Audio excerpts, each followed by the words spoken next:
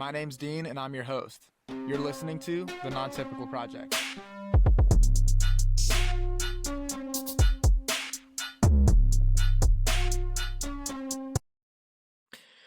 All right, guys, welcome back. I believe we are now on episode 16, which is kind of crazy to think about. Going through the podcast and just kind of how fast everything's been going.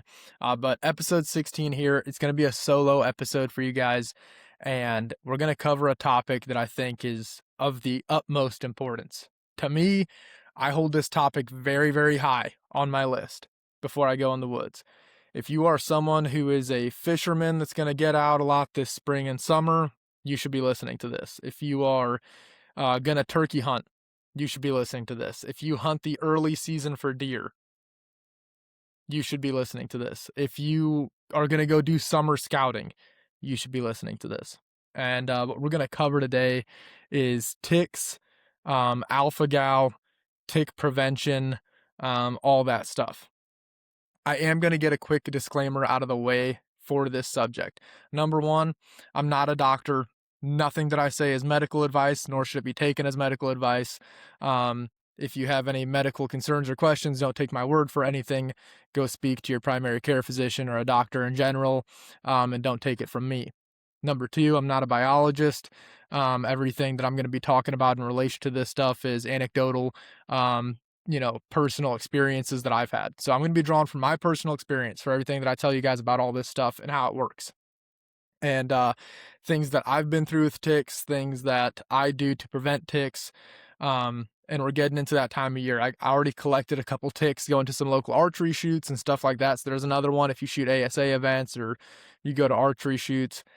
This one's also for you. And they're out now. Already got bit a few times this year, so now I know it's time to start going through all my prevention stuff. But before we get into bites and tick prevention and all that, I want to start with some background on this subject so that you guys know where my information is coming from. So to start off with, I believe it was between 2015 and 2017. That sounds about right. I want to say I would have been 15 or 16 years old.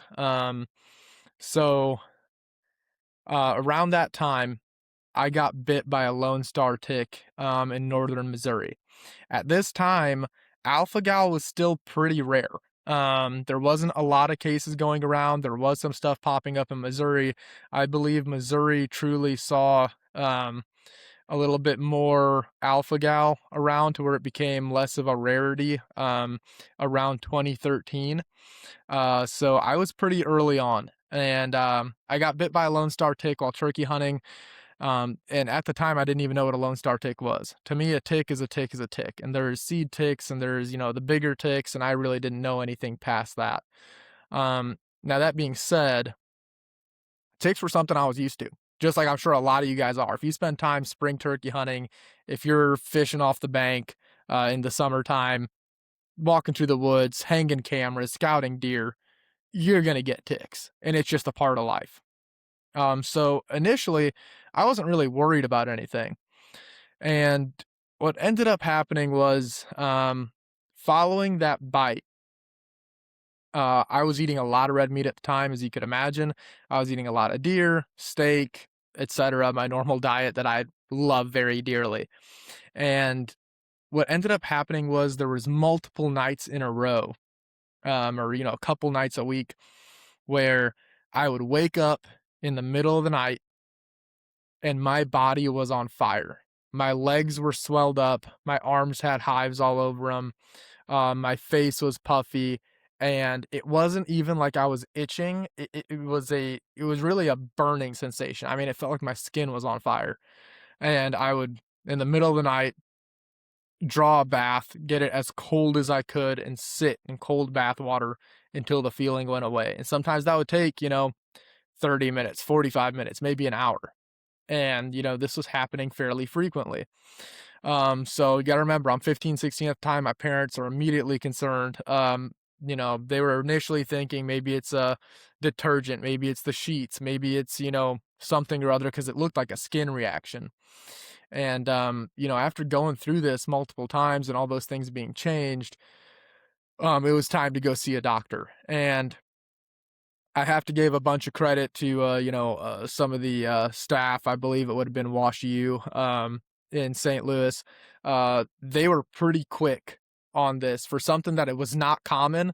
They really looked through everything available at their disposal to test me for, and they figured out that it was alpha gal pretty quick. So as a 15, 16-year-old, hearing that you got alpha gal is not fun, especially as a hunter. And this was a time when, I was really, I would say in that mid high school, early to mid high school, I've always been a bow hunter, but really in that early to mid high school is when I got to the point of like, yeah, I was obsessed with it. So it was pretty disheartening, and I was also still trying to learn what it was. And for those of you who don't know, I'm going to clear up some misconceptions and kind of give you a better idea of what alpha gal actually is, or at least what it was for me.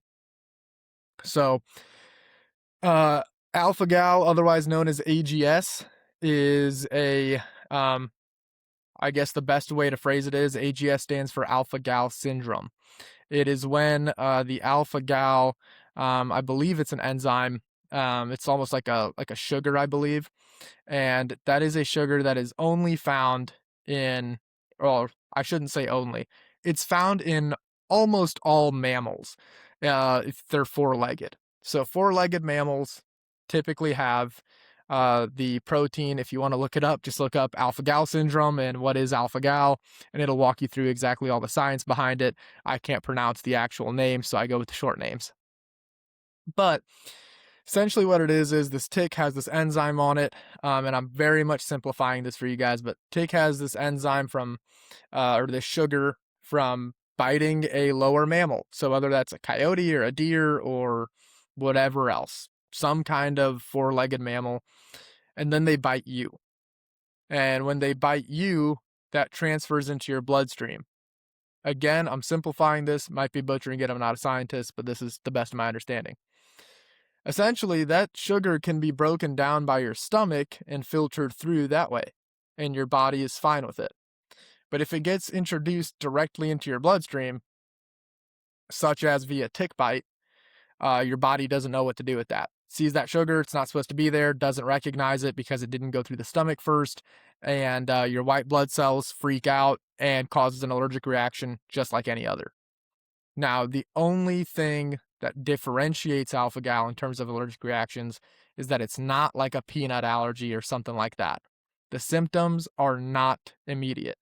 So that's what made this so tricky at first for me to figure out what I had, and for my parents to figure it out when I was that age, was my reactions were happening like 6 hours after I ate red meat. So to put that in perspective, if we had dinner at, 6 p.m., well, I'd wake up at midnight having this crazy allergic reaction. Nobody's thinking about dinner, because typically with food allergies, people associate that with, an immediate reaction. But that's not the case with alpha gal. The reason it takes that long is because that sugar is being broken down in your stomach, and now your body is seeing this thing that it saw in the bloodstream and it had to attack. So now that it's going through your stomach, your body thinks that it needs to attack it all the time. So it's very, very tricky in that way. Hope I did a decent job of simplifying that for you guys. So the result is that you become allergic and you have an allergic reaction from that point on after the bite to red meat. Some people are even more unfortunate, and it transfers to dairy products as well. When you consume dairy products, obviously coming from a lower mammal, or a four-legged mammal, you're consuming that sugar as well, so they'll get reactions to dairy products. I didn't have that. Mine was specifically to eating red meat. Higher concentration is my best guess of why I reacted to eating it, but not to drinking milk or something like that. A common misconception about alpha gal is that people are like, oh, you had Lyme. No. Alpha gal syndrome and Lyme disease, Rocky Mountain fever, all these other, tick-borne illnesses, They are not always hand in hand. They're not always compatible. That doesn't mean just because you have one, you have the other. I didn't have Lime. I didn't have Rocky Mountain. I didn't have anything other than Alpha Gal, which I'm very grateful for. All of those things can be extremely difficult to go through. And if you ask me, out of everything you can get from a tick, Alpha Gal is probably one of the, um, I mean, it sucks. Don't get me wrong. Not being able to have a steak or a burger sucks. But if you look at the myriad of things you can get from ticks, Alpha Gal isn't that bad comparatively. But it can still be extremely dangerous. It can be, in some cases, it could be lethal. So it's not anything to play around with. So for me, Alpha Gal, I was lucky enough to where it didn't affect my dairy intake, but it did affect me eating red meat. Another misconception I'm going to clear up right now is that people were commonly confused by the term red meat in association with Alpha Gal. Red meat has very little to do with the color of the meat as much as it does with the animal that it came from. So when you say red meat allergy in the terms of Alpha Gal, you're not looking at like, oh, I had a lot of people say you can't eat duck because it's a red meat, or you can't eat X, Y, or Z because it's a red meat. Or people ask, well, could you eat pork, or could you eat, lamb or something like that? Because those aren't red meats; they're pale, they're pink. Has nothing to do with the actual color of the meat. It has to do with what animal the meat came from. So red meat in the terms of alpha gal means anything that's four-legged and has hair. If it walks on four legs and it has hair, you cannot eat that without getting a reaction. So that was the case for me. No lamb, no beef, no deer, nothing of the sort. So that's the biggest kind of mix up with the red meat story there. So that would include, like, if you have alpha gal, you can't eat pork either. That also contains alpha gal in it. So, but you can eat waterfowl, you can eat birds, you can eat dove, you can eat fish, you can eat, myriad of other things. Alligator. I got really into alligator while I had alpha gal. If we were on vacation or something like that, I was getting alligator bites. So there are ways to keep your palate interesting, I guess, for dinner and lunch and stuff like that without, completely falling off the wagon because you're like, I cannot have a steak, which does suck, but there are ways around that and kind of work with it. So now that those two things are out of the way, the other question I get asked a lot is, do you still have alpha gal? How long did it take you to get through alpha gal? All that stuff. I had alpha gal for about 6 years. And I believe that if my blood was tested today, there's probably still trace amounts, but it's gone down so much that I can eat red meat, and I do regularly. I'm back to eating deer. I'm back to eating steaks. I'm back to eating burgers and all that stuff that I've been missing for so long. And I'll tell you this much. When I got through alpha gal and it was done and I was clear and I started eating it again and reintroducing red meat to my diet, I killed like a 36-ounce steak, like day one. Day one. I had missed steak so bad. When you go 6 years without it, you start to appreciate it a lot more. But yeah, I was very lucky in that sense as well, that it took me only 6 years. Some people have alpha gal for 10 years, some for 15, some people it lasts them the rest of their life.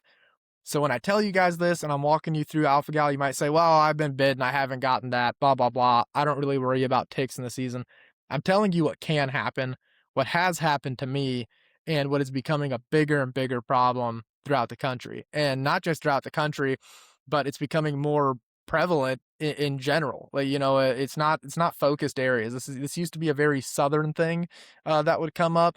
I got bit in northern Missouri, and that was, gosh, 10 years ago. It's worse now.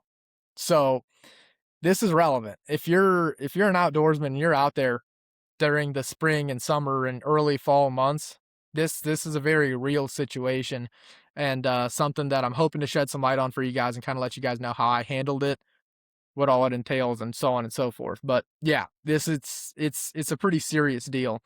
So I'll kind of walk you guys through a little bit more of the alpha gal side of things, and then we'll kind of push past that and into some tick prevention. But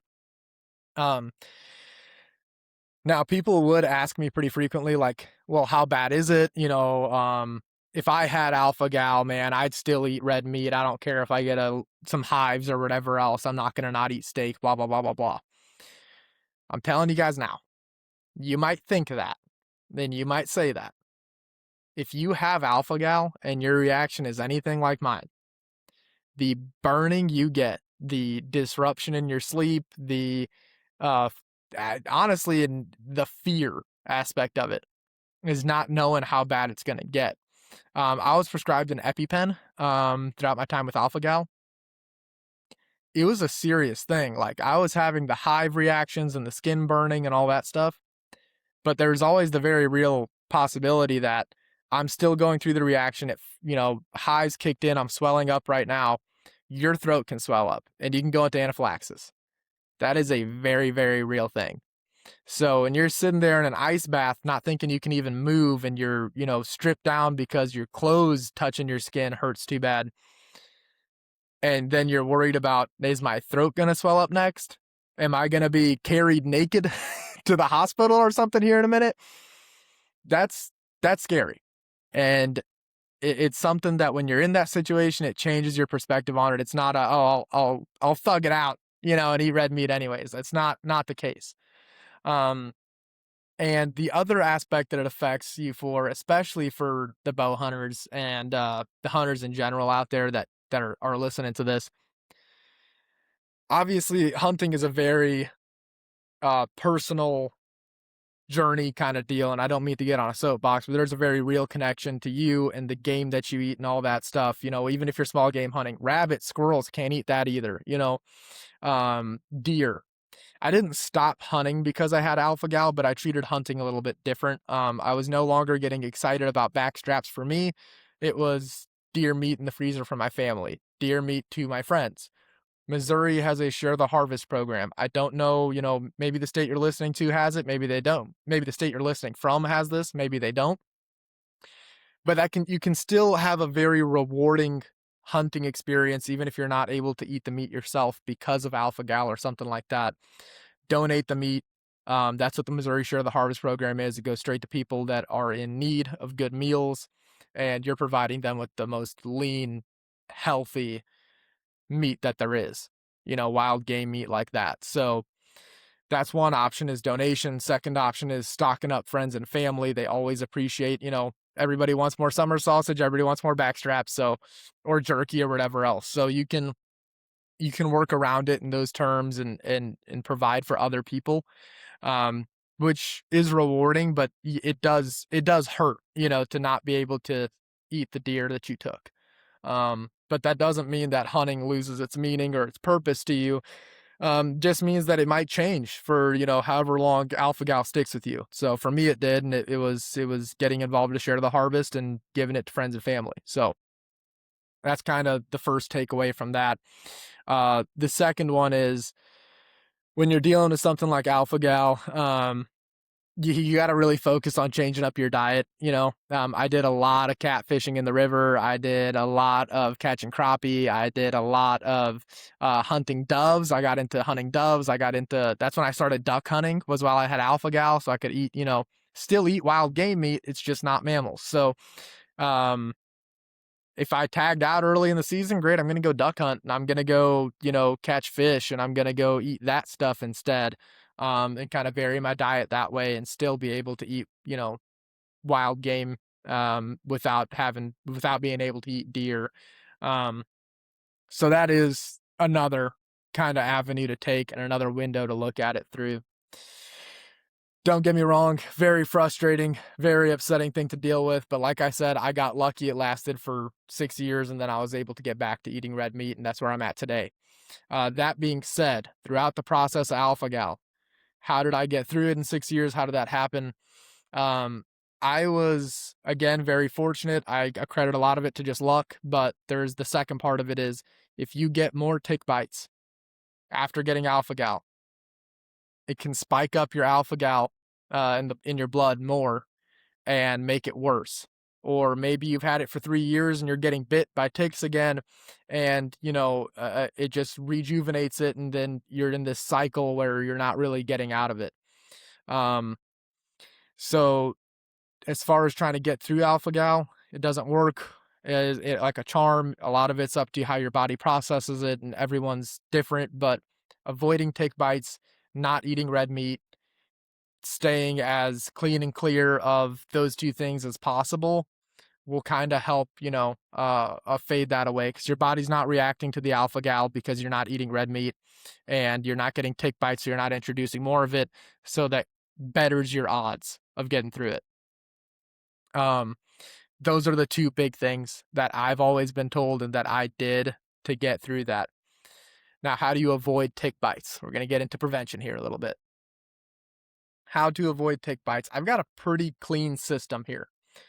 Once I notice ticks are out, and luckily enough, usually early spring, you're noticing seed ticks first.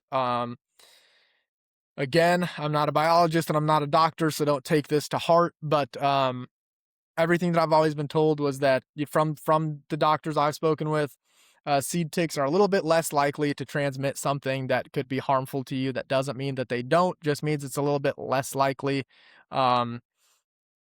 So if you're seeing seed ticks, or you know that the weather spiked up and it's getting warm and the ticks are going to be out, one of those two things happens that you notice that they're out there. That's when my springtime, summertime preparation starts. I do all of it. I do the bow fishing. I fish. I go out and shoot ASA events. I scout for deer. I go shed hunting. I go turkey hunting. I do all of the spring and summer things and the early fall stuff that, typically can cause you to be in contact with ticks. So for me, I developed a system that works really well for me. And what that is no way in, no way out is how I dress myself. And then I also will be pretty conscious of the clothing that I pick. And then I coat with permethrin. So starting with the no way in, no way out. Shirt is tucked into my pants and I have a belt on, keeping it tight. And then my pants are tucked into my socks. And then I've got good boots on. If you can wear rubber boots where you're going, wear rubber boots. I'll swear up and down by that. If you can't wear rubber boots or you're not going to, it's too darn hot for them or whatever else, then still keep the socks tucked in. That's always a mandatory, or the pants tucked into the socks, shirt tucked into the pants, and so on and so forth. Everything that you can tuck it. So the way that works for me is I coat all of my clothes in permethrin. I use Sawyer's. I found that one to work very, very well. You might go through the store and say, oh, hey, there's this branded bottle of bug repellent and it says it works on ticks too. That stuff's okay. If I were to pick some of that stuff up, it'd be the red label off. That seems to work all right, but that doesn't necessarily keep them off you. They still might get on you. They might bite you through it. I mean, around the areas I'm in Missouri, dude, the mosquitoes and the ticks will pick you up and carry you off and lick the bug spray while they're doing it. So they're kind of freaky out here. But I will swear up and down by the permethrin. So that's what I use. Permethrin's pretty straightforward. You want to spray your clothes down with it, allow those clothes to air dry. It's good for a couple washes afterwards, so it's not like a one and done thing and you constantly have to coat your clothes. It's usually effective for a few washes after the initial coat. You don't typically want to spray that stuff directly on you. You're definitely not on your skin or anything like that, but you don't want to necessarily spray it on your clothes while you're wearing them. I generally take everything outside. I spray down both sides of my clothes, make sure I get it everywhere on the outside layer of my clothing. Then I hang my clothes out to dry. You can hang them off a balcony. I've been living in apartments for the last few years. So no matter which apartment I was at, I'd walk out to the balcony, or I'd go outside my door and put up little clips outside my door to hang my clothes and let my camo dry. If you've got other clothes you might wear, if you're going to wear a certain pair of jeans, like I make sure that I keep old jeans that have just run their course. I keep those old jeans and I treat them as my scouting or my fishing pants or whatever else. And I will bring those out in the springtime and coat those down too. The camo again for turkey hunting or for, early season deer hunting or whatever else. coat all that stuff down. And it's not just your pants and shirt. I coat my socks down too. I will coat my hat down on the outside. The socks are I'm pretty particular on. I like a really, really tight knit sock. Nothing that like if I pull it up, you can see skin through the sock or it's really thin or whatever. I like a really tight knit sock where you cannot see any skin through it through the light or whatever else. I think it helps keep those ticks out and they can't really get through it as easy. The other thing is there are certain socks out there. The brand is slipping my mind, but you guys can find them if you look it up. They're tick-proof socks, and they're exactly that. They're knitted very well. They stay super tight, and I will spray down the outside of the socks as well with permethrin. Uh, Read the bottle, apply it how the bottle says to. Uh, don't, get this stuff in your eyes and mouth and all that and be like, Dean told me to. No, no, I did not. I'm telling you what I do. And I do not take shots of it, so you shouldn't either. But I coat all those clothes down exactly like that. And then after they dry, they're pretty much good to go. If I know I'm gonna go fishing the next day, or I know I'm gonna go on a spring turkey hunt, or I know I'm gonna do X, Y, or Z, that's how I prepare the day or two or a week before. Pack all the stuff up in a box and it's good to go, and I'm ready to roll out there. And then after a few washes, maybe I wore those clothes and washed them, let's say 3 times, 4 times, I'll go back out and reapply it after a wash and let that stuff dry in there and settle in. What the permethrin does is it actually, I believe it penetrates the exoskeleton of the ticks or whatever else, and it'll kill them. So if they do crawl on you, they get on your clothes first because no way in, no way out. Everything's tucked in, so they have to touch your clothes first, and they drop dead. And that's my preferred way of handling that. And the boots thing that I mentioned earlier, I will spray the outside of my rubber boots with permethrin before I go out anywhere. If I'm not wearing rubber boots and I'm wearing regular boots, or I wear my Hey Dudes a lot, I'll spray the outside of the Hey Dudes with permethrin as well, let those dry out, and same thing applies there. That seems to be a super, super foolproof way for me to go through this. The only other thing I would add is, and that I've done this before, you look at the possible entries, right? So from the no way in, no way out system that I run, I'm assuming that the ticks are going to come from the grass up my pants, right? If you're getting into some honeysuckle stuff, or you're getting into some scrub brush or whatever, and they might be on branches and they're falling basically down from your neck area down to your shirt, that's a little bit harder to prevent, but that shirt being coated will usually help you out. If they do get, on your neck, you should feel them, face area, etc. I always, always, always wear a hat out there. That way I'm covering as much of my hair as possible, and the hat's coated. So a little bit less of a chance, dude. If you get ticks in your hair, wrap it up right there. You're going home, and you got to get somebody to do a scavenger hunt of your scalp after that, especially if it's seed ticks. So I try to pay really good attention to that stuff. The way that I would avoid the whole neck thing is if you've got like a neck gaiter or something like that, you might be able to coat that a little bit on the outside with permethrin, and the same thing right there.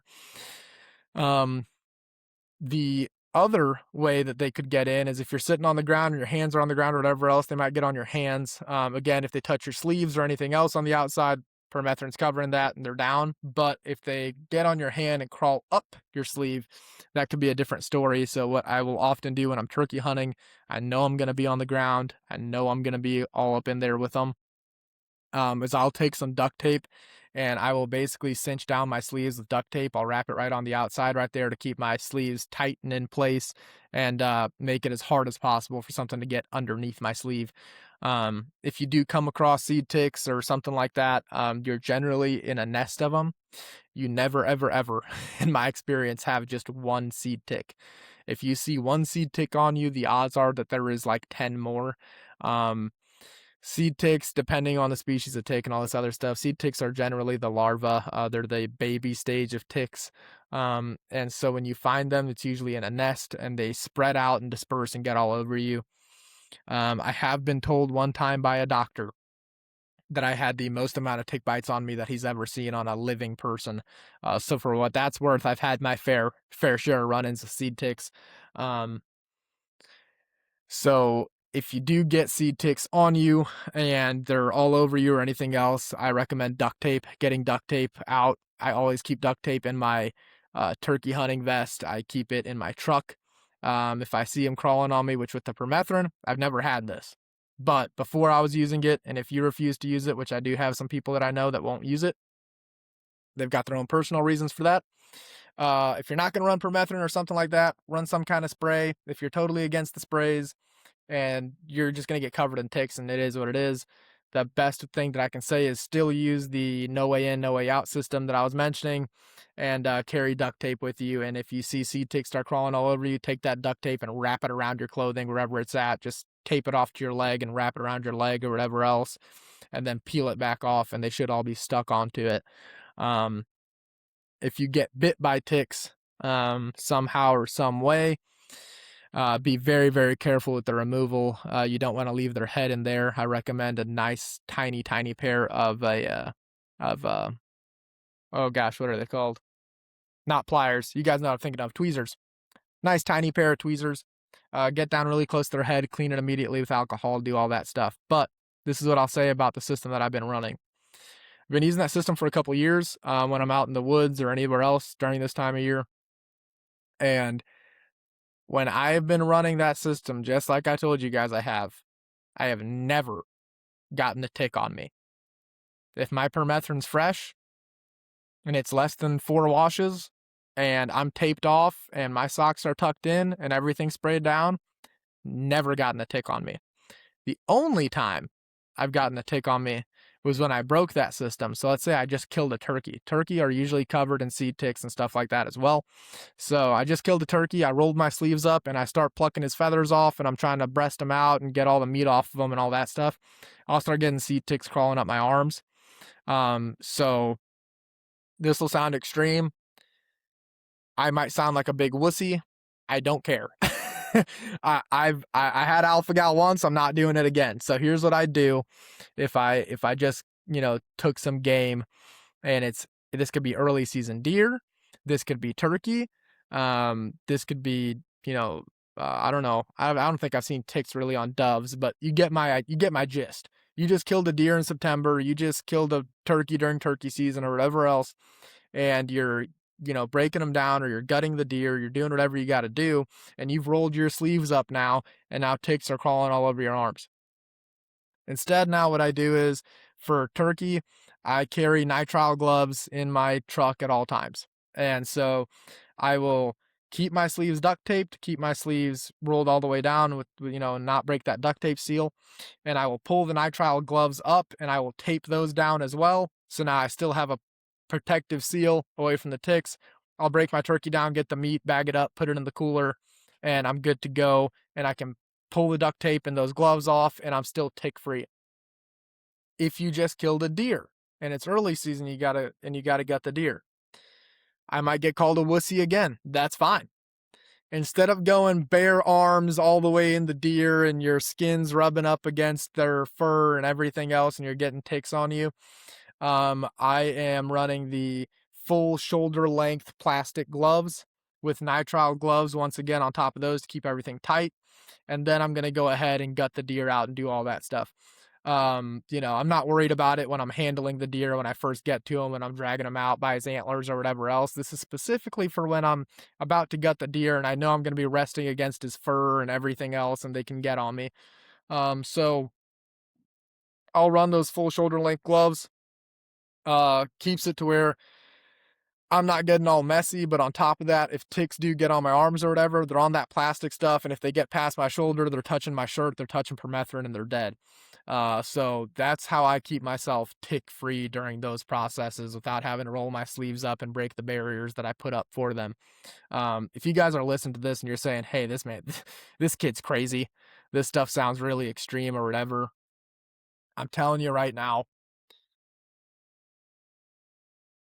I'd say 90% of the time, excluding crazy accidents or anything like that, I'd say 90% of the time, the biggest threat to a hunter out in the woods during these hot times of year, whether it's turkey season or early deer season or whatever else, it's ticks.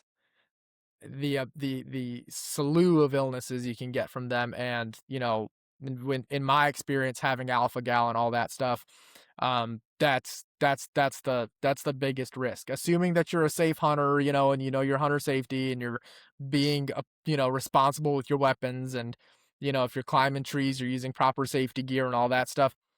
Assuming all of that, the only other thing that's that big of a risk to you at all times is the ticks, and that's my stance on it. They're nothing to mess around with. So, might sound crazy, might sound over the top, but it's a very real thing that you're dealing with all the time if you're in the woods.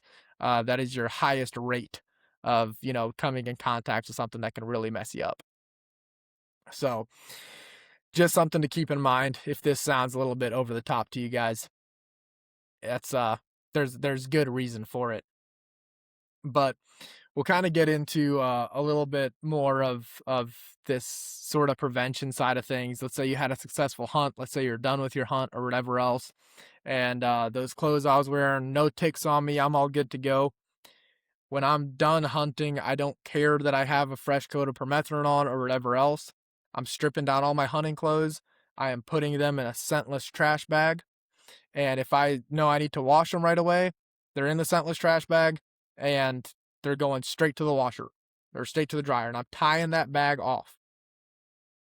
And if you don't want to run permethrin or spray, then you should at least do this. You get out of the woods. Like I said, you get home and those clothes come straight off, preferably in a mud room, wash room, something like that. That's, concrete floors or whatever else. You don't want ticks falling off you getting in carpet. You don't want to go sit on the couch and ticks get off you on your couch. People don't realize how common this really is. I've not run permethrin before, before I started running this system. And I'd been driving to work, you know, uh, like a week after my last hunt, and I found ticks crawling around the truck. They can live for a while in your house, in your truck, or wherever else without having anything to eat.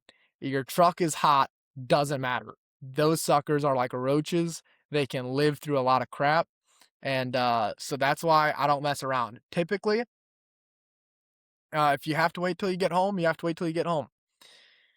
Again, I might be over the top, but when I'm done hunting, I am taking everything off down to my base layers, and I am changing into shorts and a t-shirt, clean pair that I keep in the truck. I keep the scentless trash bag in the truck. Everything gets thrown in the scentless trash bag. It gets tied off.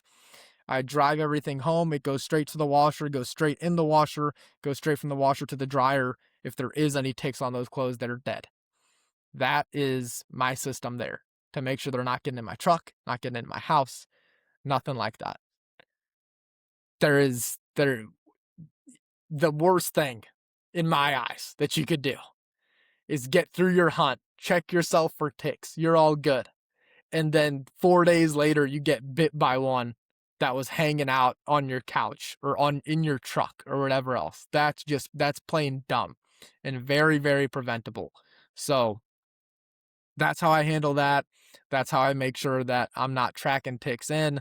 Um, Generally with my boots or something like that, I'll kick my boots off. If you have a place where you can leave them outside for a day or two before you bring them in the house. Like I said, the permethrin should kill all of it, but there's no reason to not be a little bit extra safe. And if you're not going to run permethrin or a spray or something like that that kills them, then this is the kind of the bare minimum to make sure you're at least not tracking them into your truck and into your house and stuff like that. So that's how I handle all that stuff, and that's how I would go about it and how I do to this day. And that's exactly how I'm going to treat this turkey season and everything else as well. All right, so this next section that we're going to kind of lead into here is going to be pretty short, but just some things to look out for.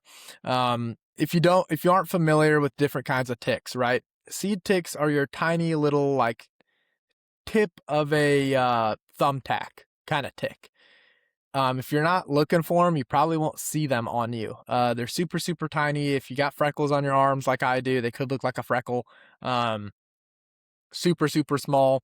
They get everywhere. Like I mentioned earlier, if you have one, you have 100, because you usually stepped in a nest or sat in a nest or something like that, and then they're all over you. If you're not sure if the tick that bit you is a Lone Star tick or not, those suckers, the Lone Star ticks, generally have a bright white dot right in the middle of their back. And so that's how you know it's a Lone Star tick.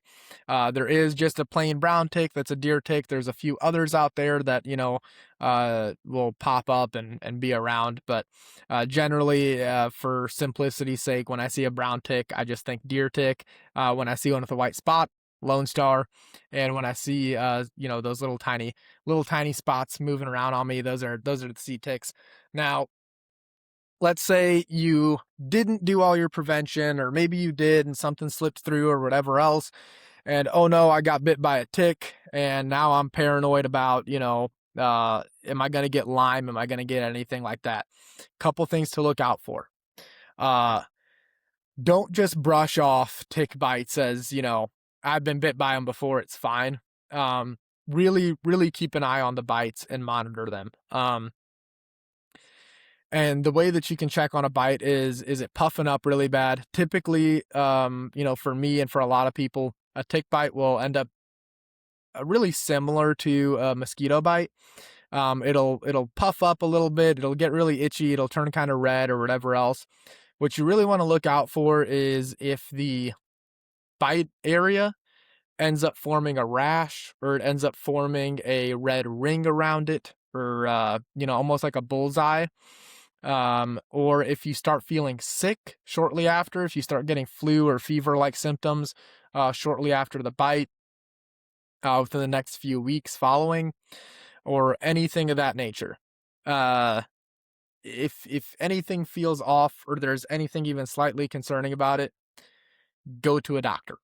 Let them look the bite over, tell them everything you know, and go from there. It is better to be overly cautious with this kind of thing, and it ends up being a big nothing burger, and you end up getting, a small checkup / visit fee from the doctor, versus letting it go on too long, not catching it early, and then you're in a whole world of hurt. And you're also, if you're worried about the money side of things, I know a lot of people are. They don't want to go to the doctor because they don't want to pay, or they don't have health insurance or whatever else. I totally understand that. But it is cheaper to go get a checkup and get looked at than it is to be way too late on something and be trying to cure or manage the symptoms of something that's developed a little bit too far. So that is, if I can give you guys one piece of advice, if you don't listen to me on the permethrin, if you don't listen to me on the long gloves when you're gutting deer, or when you're the nitriles when you're, breasting out a turkey, if you think I'm a complete lunatic on all this stuff and you don't agree with any of it, that's fine. If there's one thing you're going to do, if you get a tick bite and anything feels off about it, or it's acting weird, or you feel sick, go to the damn doctor. It's nothing to play around with. It's 100% not worth it. Any of those, variety of illnesses they can cause, that's not something that anybody wants to see, and it can be a serious problem. I've known people that have gotten Lyme, and they let it go on too long. They didn't catch it, and even those that did, Lyme can be a really, really bad situation for somebody really fast. And same thing with alpha-gal. They kind of ignore it. They don't feel good after eating red meat or something like that, or they get a reaction. Throat closes up, and they end up, in a really serious emergency situation. They can't breathe, trying to get to the hospital. This stuff can be super, super serious. So I hope that this reaches those of you that are looking to be conscious of it this year. This year looks like it's going to be a record year for ticks. I've seen more of them this year. I slacked off a little bit on the prevention side of things. I'm usually a little bit earlier when I start treating my clothes. Temperatures have been pretty moderate, so I didn't think the ticks were going to be out as early as they are. They are. I've got bit a couple times this year already. So now I'm starting that process of treating all my clothes. The wake up call for me was actually just a week ago. I was at an archery shoot, and I pulled a couple ticks off me before they bit me, and I got bit by a couple seed ticks. Like I said, thankfully it was seed ticks versus something else. But as soon as I saw that I had ticks crawling on me, it was immediate. Hey, it's time to kick it in gear and go ahead and treat those clothes and get ready for the rest of the year because they're already out. everything that I've seen online and everything that I've seen in person, this looks like it's gonna be a really rough year for them. So please, please, please do the prevention things. If you're not gonna do them, or you're worried about, I know some people know that permethrin has chemicals in it that could cause cancer. So do fishing weights, and so do bullets and everything else. I will take my chances with the permethrin over taking my chances with 1,000 tick bites. Um, so do your due diligence, do your research, and see if it works for you. I have nothing against using permethrin on my end. That's a um, I think it's fine for me, but I know some people that won't use it because they don't want to spray a chemical on their clothes. I get it. Uh, but that being said, if you're going to intentionally not use permethrin or something like that, then please be very mindful of how you're treating situations where you're getting bit by ticks in. So just something to keep in mind, guys. Kind of, you know, tick identification. Know if you got bit by a Lone Star. Know if you got bit by a deer tick or a seed tick. Know what kind of tick bit you first. Remove it properly. Clean the area with alcohol. And then from there, monitor your symptoms and be very mindful of it. One tip that I would give you guys right away is if you are going to, uh, if you're going to, it's not intentional, but if you get bit by a tick and it is a Lone Star tick, or even if it's not, it is not a bad idea at all to pull that tick off of you, put it in a sandwich bag, write down the date on that sandwich bag and what kind of tick you think it is.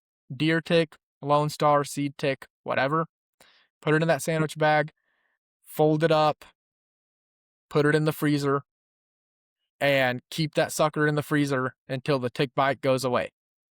Once the tick bite's gone and you feel good and you're clear and nothing's changed, nothing's happened, throw it out. But if you do start feeling symptoms, you can pull that sucker out, take it to the doctor and say, "Hey, this is what I'm feeling. This is what kind of tick it was. Here's the baggie. Here's when I got bit. Here's what happened." And, they can test it. So that is a huge advantage on your side. If something like that happens, you get bit and you start feeling bad or you start having symptoms, you can take that sucker straight to the doctor and they can look it over, they can see it themselves, they can test it if need be, they can test you for the right things, and you can get a result a lot faster rather than going through what I did where I was going back and forth trying to figure out what the heck was going on. Um so yeah, there you go. That's kind of what I have as far as prevention, doing what you can, being smart. We all love this stuff. A lot of us that are hunters, whether you're a turkey hunter, a bow hunter, you're a fisherman, or whoever you are, maybe you just like camping, you like spending time out in the woods in the warmer months. Um, we all love that stuff. It's great. There's often a kind of bravado associated with it of being like, I'm this, wilderness man and I don't care about those little bugs. And I know a lot of guys like that, that are just like flat out, I'm not worried about ticks. I'll pull those suckers off. I'll eat them. I don't care, whatever kind of freaky stuff you want to say about it. But at the end of the day, I've gotten to see it personally. There's actual, real, serious consequences to not uh, going through proper tick prevention, not treating tick bites properly, and not, being aware of it. So I'll kind of leave you guys off on a little bit of things to look out for, although I already touched on them, but I don't think it can be overstated. Uh, Obviously, no way in, no way out system. That is the best thing that I've found. Sawyer's permethrin is what, my permethrin of choice and what I use. Not affiliated with them in any way. It's just what I found that works best for me. Tick-proof socks, look them up. You can find them online. I don't have a brand recommendation or nothing like that. I'm sure that if people are out there making tick-proof socks, and it's got good reviews, then I'm sure that it's a pretty good product. I don't really have a specific one to recommend to you. Rubber boots, coated in permethrin, fan-freaking-tastic. It doesn't give them a lot to cling on to, right? Like clothing or something like that, or something they can get caught up in. Tight clothing, if you're checking yourself for ticks, check for anywhere where your clothing was tight or anywhere where you got a tight spot in your body. So armpits, right? Your arms staying down tight to your body. Your sock line is a popular spot for those ticks to get into. Underwear, anywhere your underwear is touching you tight, the band, your belt line from your pants, stuff like that. That is where they're gonna stick to you the most. If it's not tight enough to keep them out, but it is tight enough to hold them in place, you're in a bad spot. That being said, if your clothes are too loosey-goosey, they can crawl up into wherever they want to on you. It's gonna sound crazy, but man, they'll get up in your butt cheeks if you let them, and that's not a situation anybody wants. You can't pick ticks out of your butt crack, and nobody wants to do it for you. So make sure that you're treating your clothes and doing your system best you can. So just kind of trying to retouch on all this stuff for you guys so you know what to remember from this podcast and what to look out for and what to pay attention to. A couple other things. Don't think that if you're walking through short grass, there's not going to be ticks. And don't think that if you're walking through long grass, that means that, long grass isn't safe, short grass is. Those seed ticks, man, the worst case I ever got of them, I was walking through a mowed field. It was mowed. The grass was short. The grass wasn't even up to the sole line on my shoes. That's how short this grass was. There was a seed tick nest in there. When I looked down at my feet, at my shoes after walking through that field, it looked like my shoes were alive, how many ticks there were. And these are seed ticks that are very hard to see. So, I mean, there was thousands of these suckers because I couldn't see the print, the design on my shoes from how many ticks were on them. So if you get into seed ticks, immediately take that minute to get the duct tape out or do whatever. Get as many of them off as you can. Check yourself. If you're doing the no in, no out system and you got permethrin on, let those suckers die. Don't start taking clothes off or something like that and let them get into your skin. You don't want that. So keep them on the outside. If you do carry, I'll generally carry some tick spray like that Red Label Off I was telling you guys about. I'll carry that with me in my turkey vest. It'll be in one of the side pockets where I can forget about it and it's not in my way. Generally in the dump pouch where you put the bird. Wherever you put the turkey at the end of the hunt in that big pouch in the back of your vest, if you're running one of those, if you're running a backpack, put it at the bottom of the backpack. That way it's not clacking around making noise, but at the same time, it's accessible if you really need it. I'll spray that crap and cloud them out or something like that if they do get on me. But like I said, with this whole no way in, no way out system and the permethrin, it hasn't been an issue for me and I haven't gotten ticks while doing that. So just a worst case scenario, or if you're not using permethrin, carry some kind of spray, do something, be able to take care of yourself out there. But yeah, man, beyond that, guys, just stay safe, be aware of the risks, be aware that the fact that, alpha-gal is becoming more and more common. It's becoming more prevalent. More people are getting it. Lyme disease cases, same thing. Tick populations freaking booming across the Midwest, and it's getting pretty rough. So, it's not something to play with, and it's not something to ignore when you're out there. Treat it as an afterthought. So this is that time of year. That's why I wanted to do this podcast for you guys right around now and share everything that I know and everything that I went through. So like I said, I'm very lucky, but there are some people that are going to have alpha-gal the rest of their life, or, I've had it for 10, 15 plus years. So very serious thing. If you're dealing with it or you got any questions or you're started paying more attention to tick prevention or something like that, and you got any questions for me, you guys know my Instagram at Dean_hunts or at the Non-Typical Project. DM me in there. Ask me any questions that you want to ask me. Or if you got any concerns or anything like that, or, anything of the sort, reach out to me and I will do my best to get back to you guys and let you know everything that I do. But I hope that I answered all your guys' questions and anything that you guys might be wondering or anything you might be looking toward for tick prevention in this podcast. So other than that, stay safe, hunt hard. I hope you guys get birds this spring if you're going out there for that. Summer scouting, it feels like it's a long ways away, but it's really not. We're already in April, so we're going to start looking for velvet bucks here by the time, by the time June, July rolls around. So very, very exciting times coming up. We're going to get back to some guest podcasts here soon too, but there's a couple things that I wanted to talk to you guys about. Might have one more solo planned in the future here for some pretty exciting announcements and stuff like that are coming up. But this one felt very on brand, very important, and very, topical to bring up right now to you guys, being that we are in that time of year. So hope that wasn't too boring or long-winded for you guys, but stay safe from the ticks, and I will see you guys on the next one. Thank you guys for listening to today's episode of the Non-Typical Project. If you want to check out our special guest, their social media handles are located in the episode description. If you want to keep up to date with the Non-Typical Project, you can search the Non-Typical Project on Instagram. You can also head over to the main page of the podcast to see all currently available episodes with a new episode every Friday. To keep up to date with me, you can find me on Instagram. My Instagram handle is Dean_Hunts. And everything will once again be down below in the episode description. Thanks again for tuning in, and I'll see you next time.